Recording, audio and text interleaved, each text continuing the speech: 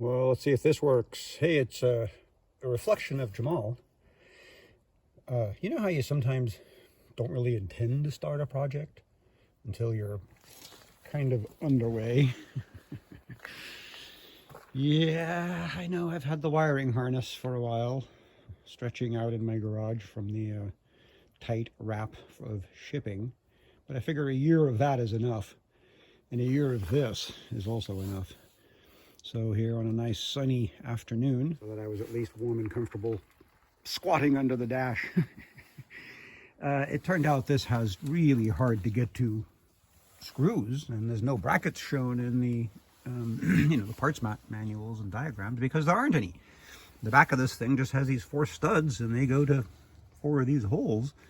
And so getting to the underside of them was mirror, flashlight, reflecting sunlight, reaching in absolutely blind once I figured out what size they were and where they were.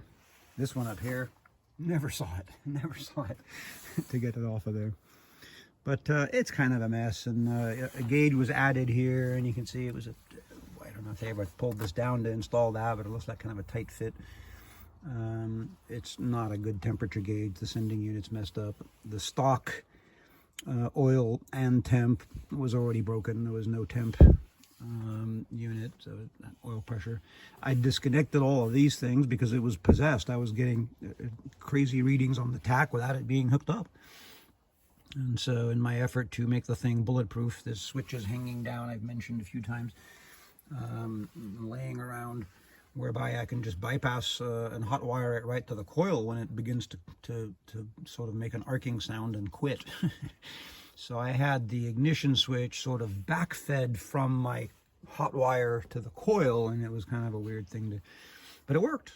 Never left me really stranded. Hopefully we're going to make it work a lot better. I probably won't put this back together the way it is. These gauges don't work. I'm going to put some autometer gauges a little bit bigger. This is completely useless. It's some sort of test button for some brake light switch, something or other. Who'd ever use it? What's it doing there? Get it out of there. I'm putting some bigger gauges here.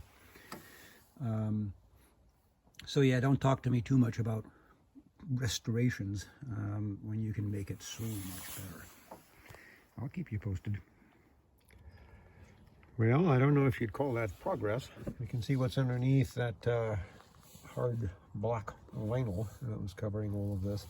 Been letting ideas kind of drift through as to how to go about doing this, and that's kind of where I am. Separating this in half at least, somewhere here, whereby I can build a wooden panel to hold all the gauges and run from this corner to the middle. We'll see how that goes together and where it has to sit, and then I'll decide if I want to actually cut this and make this half into a glove box. You remove this foam, and it's got a normal metal face to it. You know, a waste of space back there. There's nowhere to put anything in this car. And you can see, I mean, even like our registration is just shoved under the seats. There's nowhere to put anything. And so we'll address a couple of things here, as well as my just dislike of the layout of this dash. I'm sure we can do better. Hey, I finally get to use this excellent wiring diagram. Thanks, Tony. Tony from Mini Mania had all kinds of old books. And he said, "Hey, you can have this whole book." And I said, "Well, how about I just take out the 2? Well, let's face it, anytime you start taking wiring in or out or do anything with it, it looks pretty messy. But when you have a harness, really, I mean, you could just tear all this out.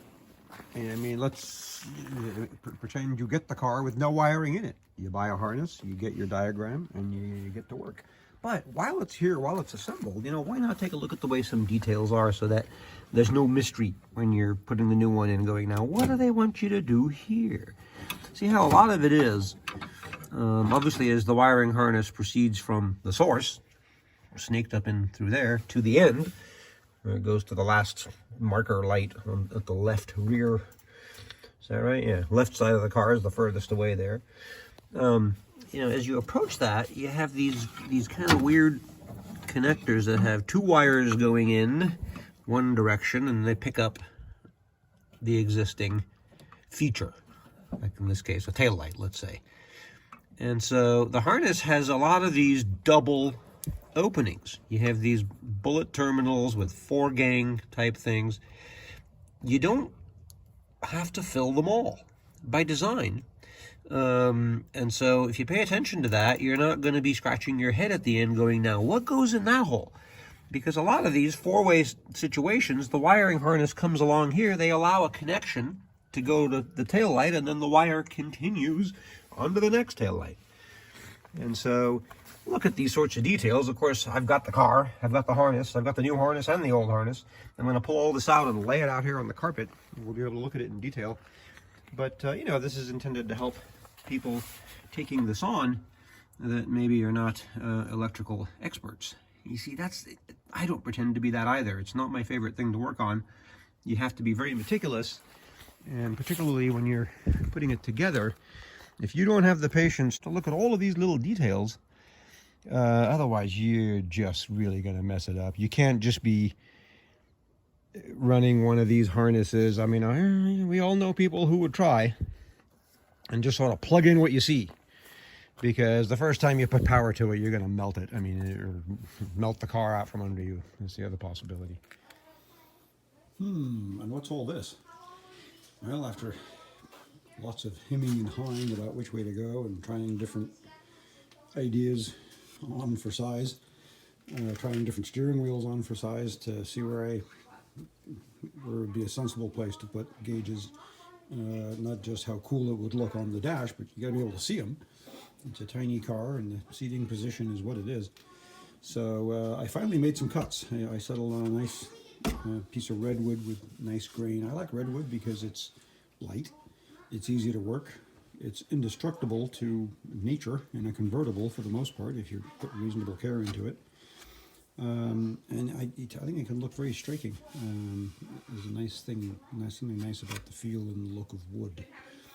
So we'll see what this turns into. You can see the bits and pieces here. I've got a bunch of these autometer gauges, which are larger than the standard 2 1/8.